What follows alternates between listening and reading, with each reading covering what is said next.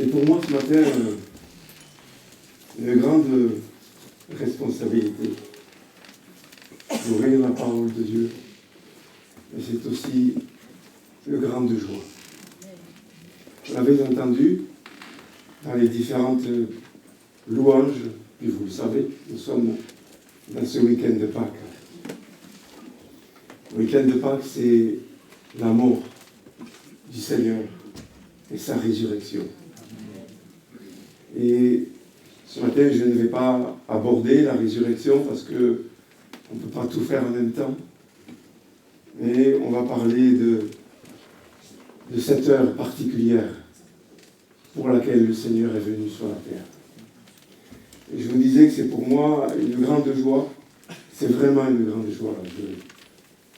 C'était pas prévu comme ça il y a quelques temps, il y a quelques semaines en arrière. Et aujourd'hui, j'ai le privilège d'aborder ce qui est pour moi le message le plus beau et le plus grand. Toute la Bible, tous les écrits de l'Ancien Testament jusqu'à l'Apocalypse convergent vers le Christ, convergent vers ce qu'il a fait, ce qu'il est venu faire sur la terre. Et c'est pourquoi ce matin, je suis particulièrement heureux de pouvoir partager cela avec vous. Alors on va faire une première lecture. Je vous citerai plusieurs passages qui ne seront pas forcément affichés, mais celui-ci devrait l'être, j'espère que j'ai donné un peu tard à Sono. J'avais mon papier sur moi et je n'avais pas pensé à le leur donner. C'est bon? C'est bon, oui, je te remercie. Voilà, Évangile de Jean, chapitre 12, et verset 23. Jésus leur répondit, il est avec des Grecs, des personnes qui cherchent à le voir, et puis il y a ses disciples aussi. L'heure est venue où le Fils de l'homme doit être glorifié. En vérité, je vous le dis, si le grain de blé qui est tombé en terre ne meurt, il reste seul. Mais s'il meurt, il porte beaucoup de fruits. Celui qui aime sa vie la perdra. Et celui qui hait sa vie dans ce monde la conservera pour la vie éternelle. Si quelqu'un me sert, qu'il me suive. Et là où je suis, là aussi sera mon serviteur. Si quelqu'un me sert, le Père l'honorera. Maintenant, mon âme est troublée. Et que dirai-je? Père, délivre-moi de cette heure. Mais c'est pour cela que je suis venu jusqu'à cette heure. Amen. Si vous êtes lecteur de la Bible, de nombreux passages dans les évangiles parlent de cette heure particulière. C'est une expression que l'on trouve beaucoup dans la bouche de Jésus ou dans les commentaires de celui qui a écrit l'évangile.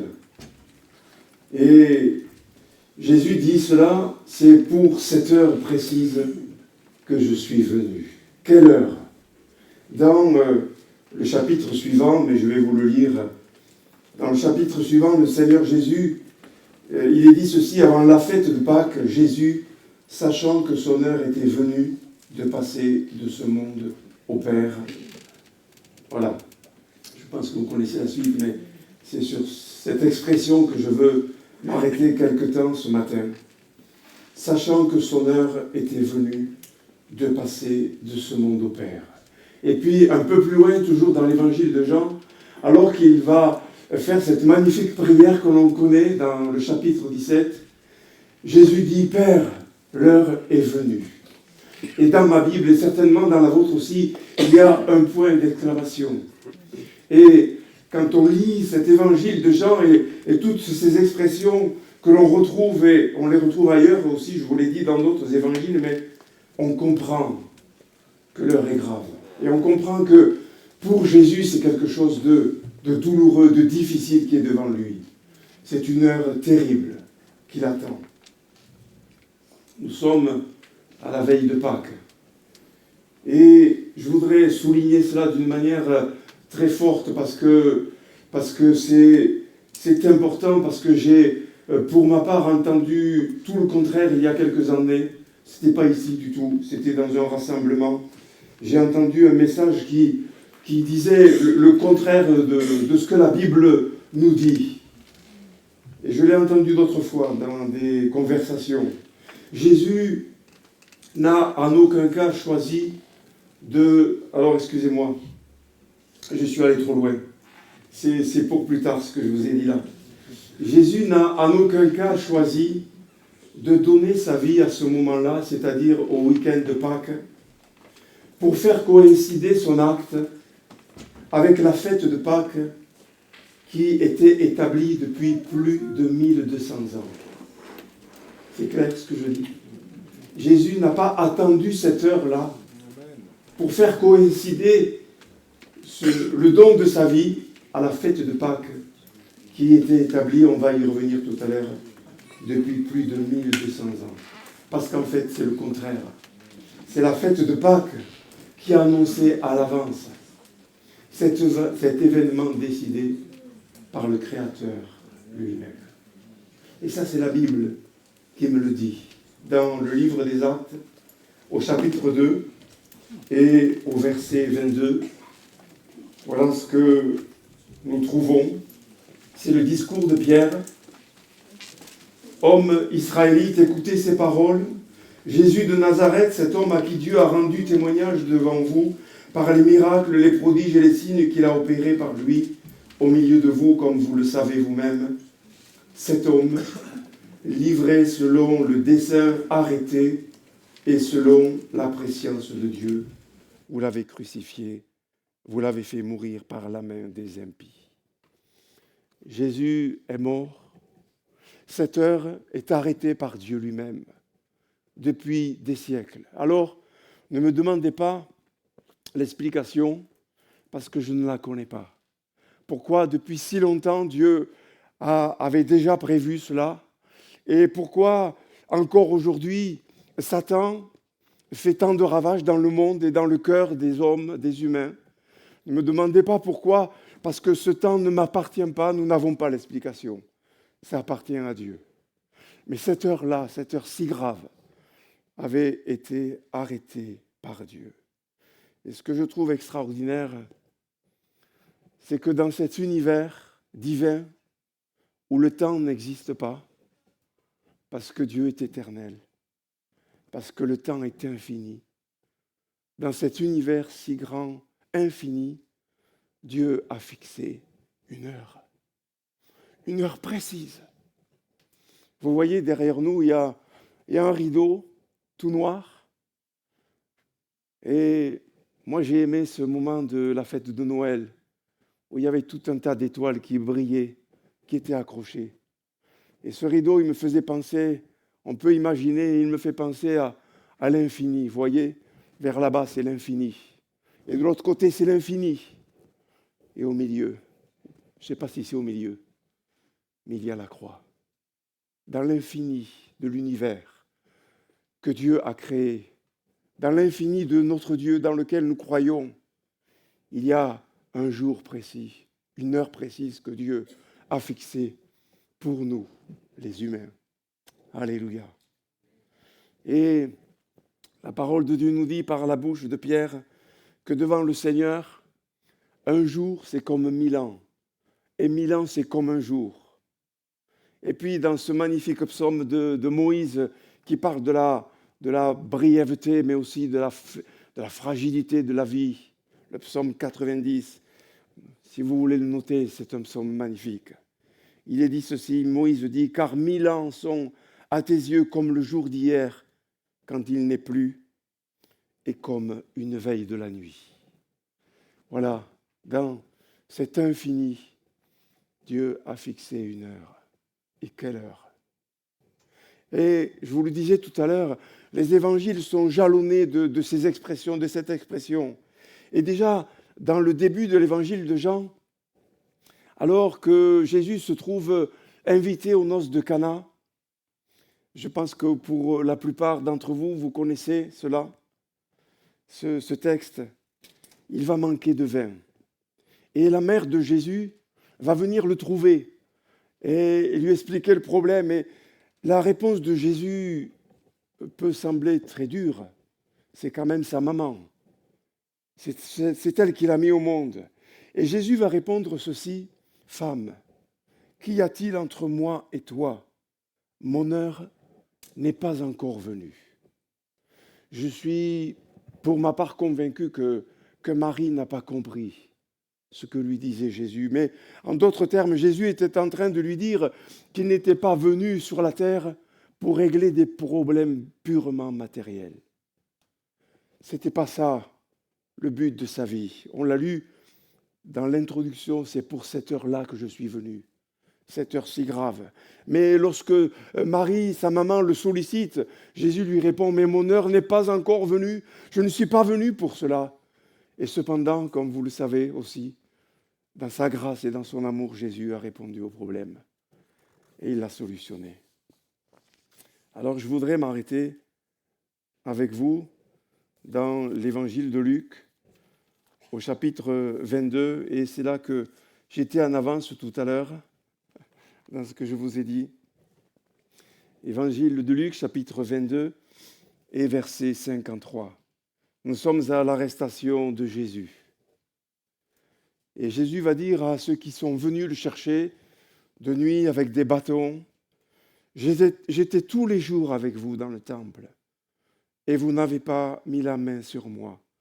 Mais c'est ici votre heure et la puissance des ténèbres. Il y a encore ce mot: c'est ici votre heure. Et ce que je voudrais dire ce matin, c'est que ce n'était certainement pas l'heure de la victoire de Satan. Au contraire, Satan savait que son heure avait sonné. Mais c'était l'heure où Satan, nous dit la parole de Dieu, est entré dans Judas. Judas, c'était un disciple. Il a vécu quelques 3 ans avec Jésus. Il a vu tout ce que représentait Jésus, tout ce qu'il était. Combien il a fait de bien, combien il a guéri de gens, il a délivré des démoniaques. Il n'a fait que du bien, nous dit la parole de Dieu. Et Judas était là auprès de lui. Vous vous rendez compte? Il était là auprès du Fils de Dieu lui-même. Et cependant, il volait dans la bourse commune. Il trompait. Et là, le pauvre Judas s'est laissé avoir. Satan est entré dans Judas, nous dit la parole de Dieu. Et c'est aussi l'heure de l'hostilité, de cette hostilité injustifiée envers lui, de cette méchanceté gratuite, je dirais, tellement propre au cœur de l'homme. Mais c'est surtout l'heure de la puissance des ténèbres, comme le dit Jésus, qui va s'abattre sur le Christ, comme la foudre sur le paratonnerre. À cet instant, au moment où Jésus va donner sa vie, le Créateur va faire peser sur son Fils bien-aimé tout le poids de nos péchés, tout le poids de nos fautes, tout le poids des péchés de l'humanité, de tout ce qui est difficile et dans nos vies, de ce bien que nous sommes incapables de faire et du mal que nous faisons. Je n'ai pas à vous dire, vous savez comme moi, bien des années, je suis né dans une génération qui n'a pas connu la guerre. Et 50 ans plus tard, regardez où on en est. Le cœur de l'homme est toujours le même. Le cœur de l'homme est voué au péché. Et c'est la puissance des ténèbres. Et donc, ce n'est pas, certes pas, la victoire de Satan et la jubilation de Satan qui se frotte les mains de ce que le Christ va enfin mourir. Non, parce que depuis la naissance à Bethléem, Satan n'a cessé de vouloir faire mourir Jésus. La Bible nous dit que le roi Hérode, lorsque Jésus était un petit enfant, a appris qu'il y avait un roi qui était né. Et alors, ayant peur pour lui-même et pour son autorité, pour sa place, il a envoyé tuer tous les enfants en dessous de 2 ans. Et Joseph et sa femme ont été obligés de quitter le pays, avertis par un ange, et de se réfugier en Égypte. Et puis, quand on lit les Écritures, quand on déroule les Évangiles, on s'aperçoit que, de plusieurs manières, ceux qui s'opposaient à lui, et particulièrement les religieux, ont essayé de le tuer. Je vois dans l'évangile de Luc, par exemple, qu'ils le menèrent jusqu'au sommet de la montagne sur laquelle leur ville était bâtie, afin de le précipiter en bas. Un peu plus loin, dans l'évangile de Jean, il est dit qu'ils prirent des pierres pour les jeter contre lui. Et là, vous savez, ce n'était pas des pierres pour juste quelques pierres, c'était des pierres pour tuer. C'était pour lapider. On tuait à coups de pierre. Et cela, on le trouve plusieurs fois. Et il est même dit, et ça m'a vraiment interpellé, mais Jésus s'échappa de leurs mains et sortit du temple. Et là, je me suis dit, oh, il y avait des pierres dans le temple, ou alors ils en avaient constamment dans les poches. Je pense que ce n'était pas dans le bâtiment, c'était dans le parvis. Mais pour dire qu'ils étaient toujours prêts à tuer quelqu'un à coups de pierre. Et puis regardez ce verset que l'on va pouvoir afficher dans Jean, verset 8 au verset 20. Jésus dit ces paroles enseignant dans le temple au lieu où était le trésor, et personne ne le saisit parce que son heure n'était pas encore venue. Encore cette expression. Et je ne vous les cite pas toutes. Jésus ne pouvait pas mourir de n'importe quelle manière et dans n'importe quelle circonstance. Pourquoi ? Pour deux raisons essentielles qui sont bien sûr extrêmement liées. C'est que le châtiment allait tomber sur lui, on va le voir. La crucifixion, c'était un châtiment. C'était une punition extrêmement sévère, cruelle, barbare même. Et ce châtiment, si on parle de châtiment, c'est qu'avant, il y a une condamnation. Si on parle de jugement, si on parle de condamnation, c'est qu'avant, il y a un tribunal. Donc, il fallait que ces conditions soient remplies. Et puis, il y avait tellement et tellement de prophéties, avec une précision, une exactitude incroyable qui faisait allusion à cette heure si grave. Alors Jésus ne pouvait pas mourir à coups de pierre ou précipité du haut d'une falaise. Il devait mourir selon les prophéties.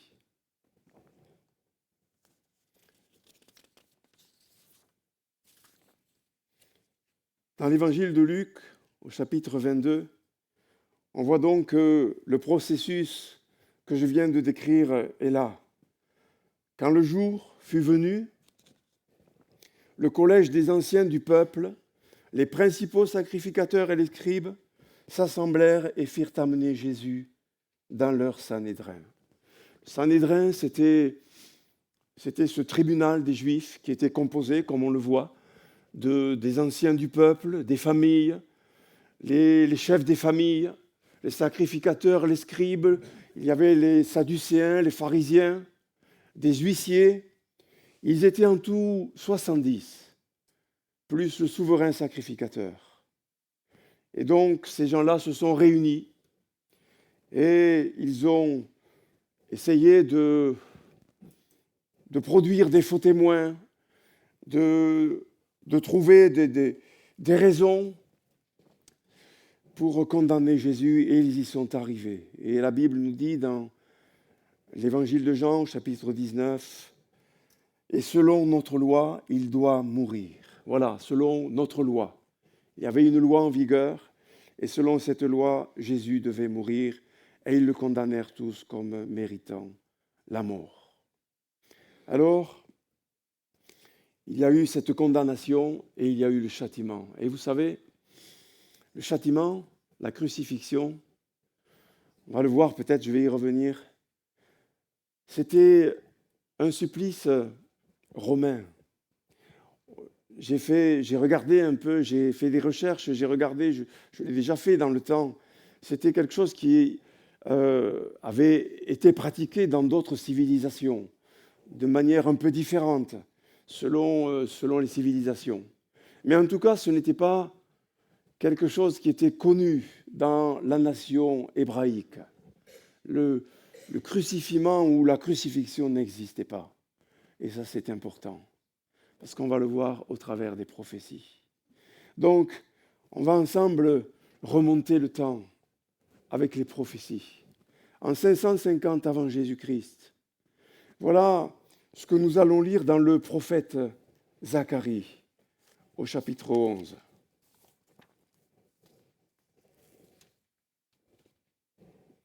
Et au verset 12. Je ne peux pas prendre tout dans le contexte et on serait là pour des heures, ce serait trop long. Je leur dis, si vous le trouvez bon, donnez-moi mon salaire, sinon ne le donnez pas. Et ils pesèrent pour mon salaire 30 cycles d'argent. L'Éternel me dit, jette-le au potier, ce prix magnifique auquel ils m'ont estimé. Et je pris les 30 cycles d'argent et je les jetai dans la maison de l'Éternel pour le potier. Je ne sais pas si vous vous souvenez, certainement pour beaucoup, je le sais, ce que nous trouvons dans l'évangile de Matthieu.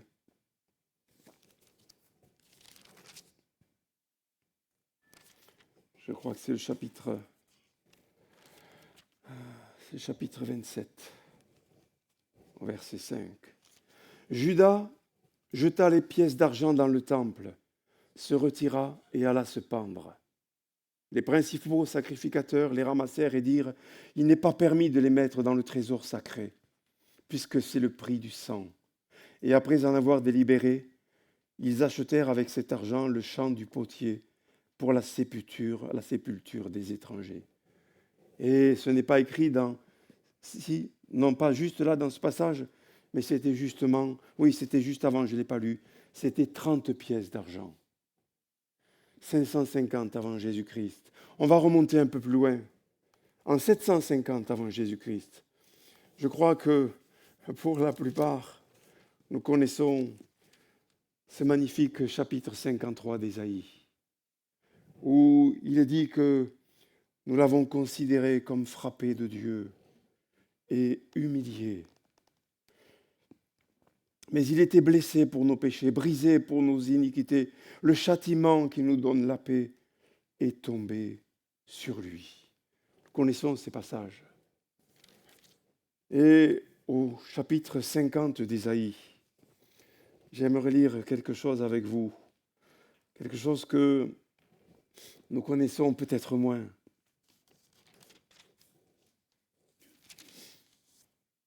Le Seigneur l'Éternel m'a donné une langue exercée.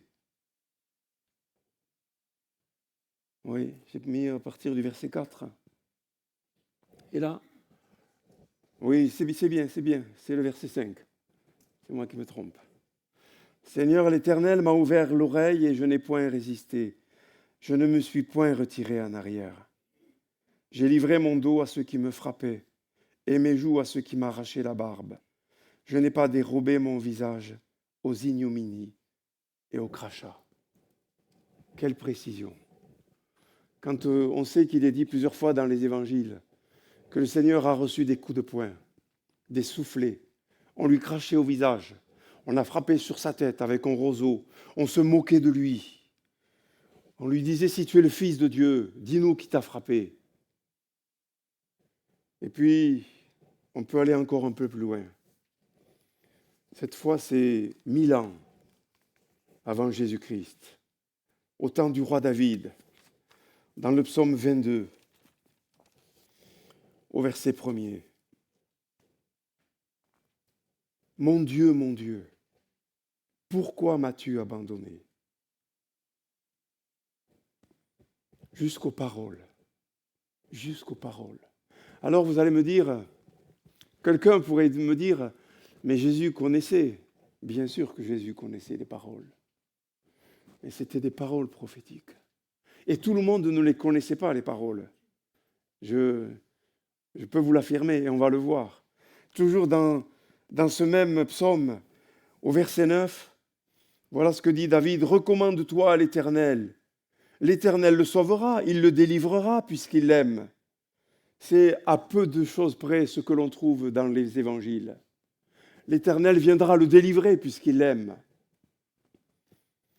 Au verset 15, je vous disais tout à l'heure que la crucifixion n'était pas connue. Certainement pas dans ce temps-là. Et voilà ce que dit David, je suis comme de l'eau qui s'écoule. Tous mes os se séparent. Mon cœur est comme de la cire, ils se fond dans mes entrailles. Ma force se dessèche comme l'argile et ma langue s'attache à mon palais. Les os qui se séparent par l'effet du poids du corps qui est pendu à la croix. Et regardez un peu plus loin les précisions au verset 17. Ils ont percé mes mains et mes pieds. Au verset 18, je pourrais compter tous mes os. Eux, ils observent, ils me regardent, ils se partagent mes vêtements, ils tirent au sort ma tunique. Je ne crois pas que les Romains connaissaient ce passage. Et c'est ce qu'ils ont fait. Ils étaient prêts à déchirer la tunique pour se la partager, mais comme c'était une belle tunique, alors ils ont décidé au dernier moment de la tirer au sort. Les Romains ne connaissaient pas cette prophétie. Et puis, je vais dans le psaume 69 et au verset 22. Une autre chose que les Romains ne pouvaient pas comprendre, je prends juste le texte là. Ils mettent du fiel dans ma nourriture et pour apaiser ma soif, ils m'abreuvent de vinaigre. Vous vous souvenez certainement que juste avant que Jésus dise « Tout est accompli », tout est accompli. Il a dit « J'ai soif ». Et alors un soldat romain qui était là, il y avait des soldats qui étaient là, on le sait dans les évangiles, on le voit dans les récits de la crucifixion. Il nous est dit qu'il y avait un vase dans lequel il y avait du vinaigre, alors on est allé tremper une éponge avec une perche et on a donné à boire à Jésus. Alors là, on pourrait dire, mais la Bible, c'est vraiment un livre de fables. Parce que voilà, forcément, pourquoi il y avait du vinaigre là, au pied de la croix? Alors, je vous disais tout à l'heure que j'ai regardé, j'ai lu des commentaires sérieux. Et vous savez, c'est tout simple. En fait, cette boisson qui était là, c'était une boisson qui était distribuée aux légionnaires romains, aux soldats romains.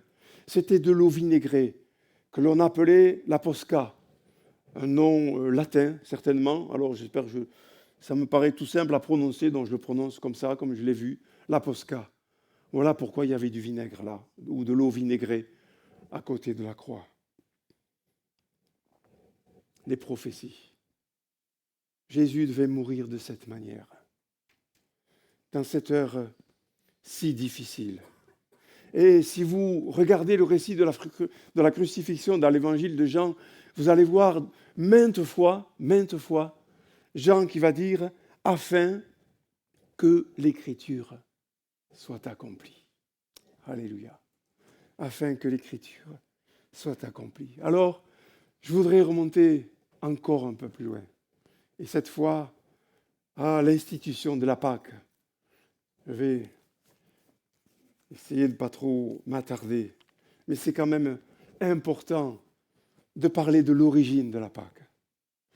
Parce que on l'a entendu tout à l'heure, on l'a entendu dans les louanges, on l'a entendu dans les commentaires. La Pâque juive et la Pâque chrétienne sont une. Alléluia. Donc là, nous sommes en 1250 environ avant Jésus-Christ. Et voilà ce que nous lisons. Je vais essayer d'aller à l'essentiel.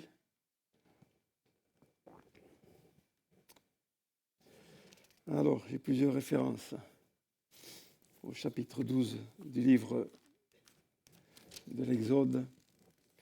Il était question de cet agneau qui devait être sacrifié la nuit de Pâques.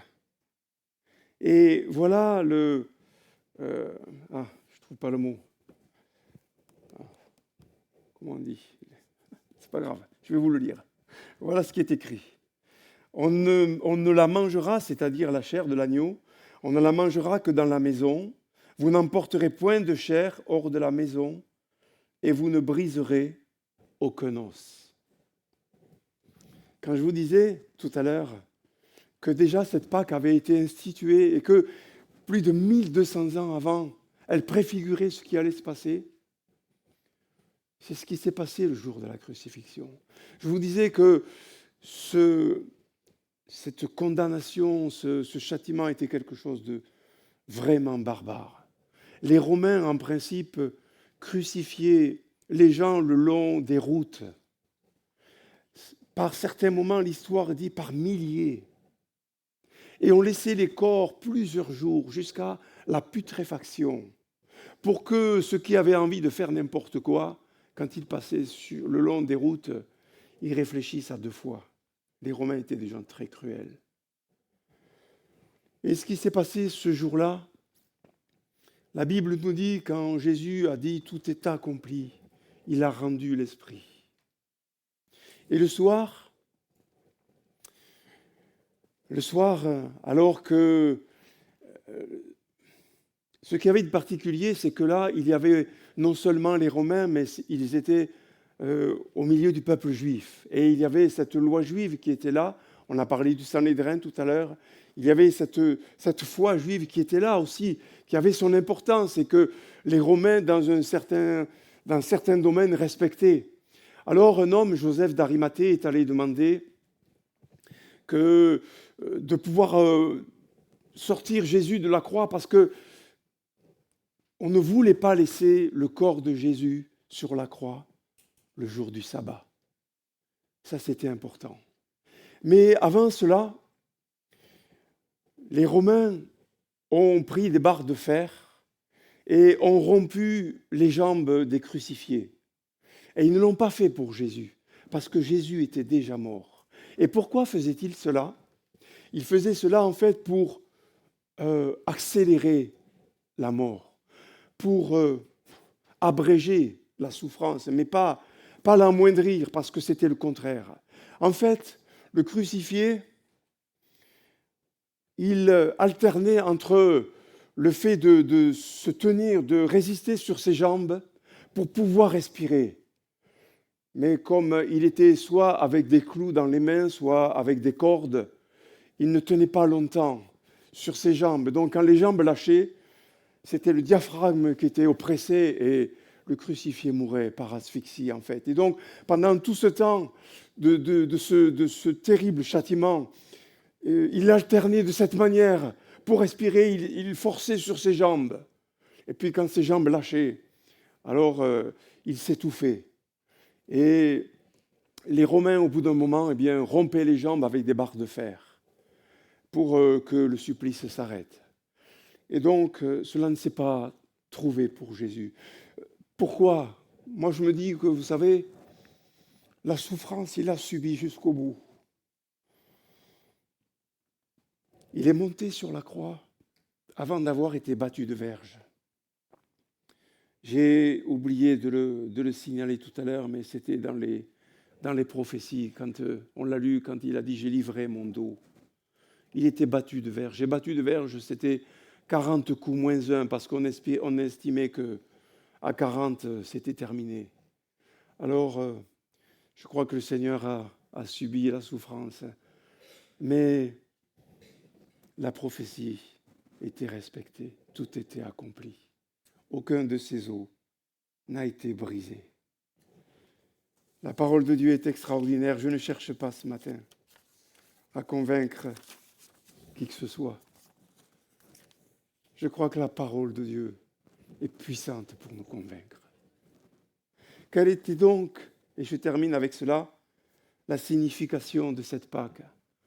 Pour le peuple hébreu, c'était 430 années d'esclavage, de dur labeur dans le pays d'Égypte, de corvée, d'une main-d'œuvre dont les Égyptiens avaient horreur. Les Hébreux faisaient tout ce que les Égyptiens avaient horreur. Ce n'était pas de leur niveau, ce n'était pas de leur rang. Et Pharaon tenait ce peuple dans la servitude, dans une grande servitude. Et comme vous le savez, Dieu suscite Moïse pour libérer le peuple. Mais Pharaon est Dieu sur la terre. Et Pharaon ne veut pas laisser aller le peuple. Alors, Dieu va permettre à Pharaon de fléchir le genou. Il va lui envoyer des plaies successives, 10 plaies, des plaies qui correspondent au Dieu de l'Égypte. On ne peut pas s'arrêter là-dessus ce matin, ça serait vraiment trop long. Mais Pharaon ne veut pas laisser aller le peuple. Alors, Dieu va le contraindre. Dieu va contraindre l'oppresseur de desserrer son étreinte et de laisser aller le peuple. Et cette 10e plaie sera terrible. Nous avons lu ce qu'il était dit par rapport à cet agneau. L'agneau devait être choisi, un agneau sans défaut, sans tache, comme le Christ, comme le Fils de Dieu, sans péché. Un agneau sans tache, sans défaut. Il devait être immolé le soir.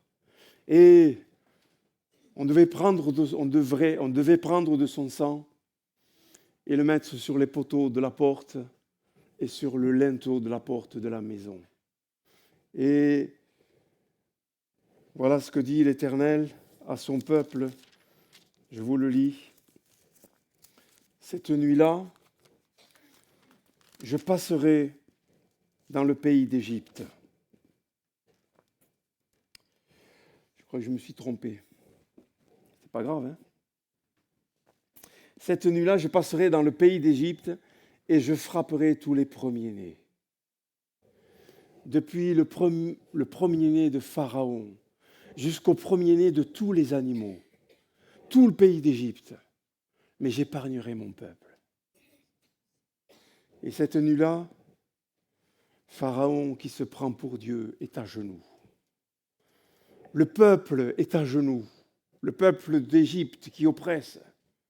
Et ils vont laisser partir, ils vont même pas les laisser partir, mais ils vont les pousser. Ils vont leur dire partez, partez. Et ils vont même leur donner des cadeaux, des vases, de l'or, de l'argent, de tout. Dieu avait dit, je verrai le sang sur le linteau et sur les portes, et je passerai par-dessus. Et c'est la signification du mot Pâques. La signification de ce mot, c'est l'action de passer par-dessus. Vous comprenez pourquoi je suis content? Malgré toute la souffrance qui est là, parce que quelle image de ce que Christ a fait pour nous. Quelle image de ce que Christ a accompli sur la croix du Calvaire. Par son sang. Son sang, nous avons la vie. Nous avons le pardon des péchés. Nous avons la grâce de Dieu, comme cela a été exprimé dans tellement de louanges ce matin. Ce que nous ne pouvions pas obtenir par notre argent, par notre bonne volonté, par nos sacrifices, par une quelconque pénitence. Le sang de Christ nous l'a acquis. 1250 ans après l'institution de cette Pâque, Christ est mort pour nous. Il est mort pour le pécheur qui se repent à ses pieds et qui le reconnaît comme le Tout-Puissant. Alléluia, alléluia. J'ai encore 5 minutes? Oui? Je n'ai pas regardé à quelle heure j'ai commencé. Je n'ai pas bien vu l'heure. Je veux terminer avec cette commémoration parce que Dieu a délivré son peuple. Son peuple est parti.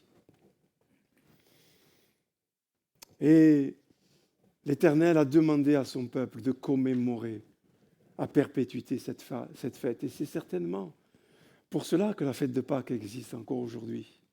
Même si on est malheureusement dans un pays aujourd'hui où il y a des volontés, pas tous bien sûr, mais qui veulent effacer tout ce passé, toute cette fête, tout ce qui correspond à la chrétienté.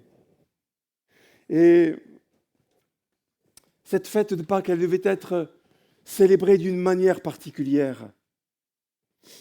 Lorsque cette nuit-là, ils avaient mangé l'agneau, ils avaient appliqué le sang, ils avaient aussi mangé, selon l'ordonnance de Dieu, des pains sans levain. Et alors que Dieu, par la bouche de Moïse, leur dit « Vous allez célébrer cette fête chaque année », Et pendant 7 jours, le jour même, le mois où ça s'est passé, le même mois donc, c'était le premier mois. Pour eux, pour le calendrier juif, ce n'est pas le même que nous. Hein. C'était le premier mois de l'année et le 14e jour de ce mois, le jour où le peuple a été délivré, eh bien vous célébrerez la fête chaque année de cette manière. Et vous mangerez des pains sans levain. Vous mangerez des pains sans levain, pas un jour, pas le 14e jour, mais pendant 7 jours. Pendant 7 jours. Et la Bible dit, c'était sévère, c'était très sévère. S'il se trouve du levain dans une maison, alors cette personne-là, qu'elle soit étrangère ou qu'elle soit du peuple hébreu, cette personne-là sera retranchée. Et vous savez, je crois que cela a une très très grande signification pour nous. Parce que le levain, dans toute la parole de Dieu, est le synonyme du péché, est le synonyme du mal, de la raison pour laquelle le Christ a donné sa vie. Le Christ a donné sa vie pour nous. Je ne sais pas, peut-être y a-t-il au milieu de nous ce matin, je vois bien sûr, pour l'essentiel des visages que je connais, peut-être y a-t-il quelqu'un qui vient à la foi, qui découvre la foi. Je voudrais vous dire que ce que nous croyons, ce que nous aimons, ce dont nous sommes convaincus, ce n'est pas que pour nous, c'est pour vous aussi. Jésus est venu pour ôter l'étreinte du mal, de Satan qui tient les hommes sous sa coupe et qui nous tient dans le péché. Et c'est pourquoi le Seigneur demandait à son peuple 7 jours de manger des pains sans levain pour qu'il puisse considérer que ce qui s'était passé, c'était quelque chose de grand que Dieu avait fait. Et ce qu'il a fait pour nous, c'est tellement grand qu'il veut que dans notre vie, comme dira Paul, il n'y ait pas le levain de la malice et de la méchanceté, mais qu'il y ait les pains de la pureté et de la vérité. Alléluia. Alléluia. Que le nom du Seigneur soit béni. On va célébrer la Pâque. On va prendre le pain et le vin. Et je voudrais vous dire aussi, je l'ai déjà dit, mais si vous n'avez pas accepté Jésus dans votre cœur, si vous êtes en cheminement, bien cela nous réjouit. Que le Seigneur vous bénisse vraiment. Mais je voudrais vous dire que je ne vais pas vous interdire, on ne vous interdira pas de prendre la scène. Mais ça n'a pas de sens en fait. La scène n'a de sens que pour celui qui est convaincu que Jésus est mort pour ses péchés et qui s'est engagé par les eaux du baptême dans l'obéissance. Alléluia. Que le Seigneur nous bénisse à tous, que le Seigneur vous bénisse. Voilà, si les frères veulent bien s'approcher, s'il vous plaît, nous allons partager ensemble le pain et le vin. Et vous savez, on a encore du temps pendant cela, pendant qu'on distribue. Eh bien, je crois qu'on a le temps d'adresser nos louanges à Dieu, d'adresser nos louanges à Jésus-Christ. Parce que comme on l'a entendu, il est ressuscité. Alléluia. Et il est présent au milieu de nous ce matin. Alors que son nom soit béni. Amen.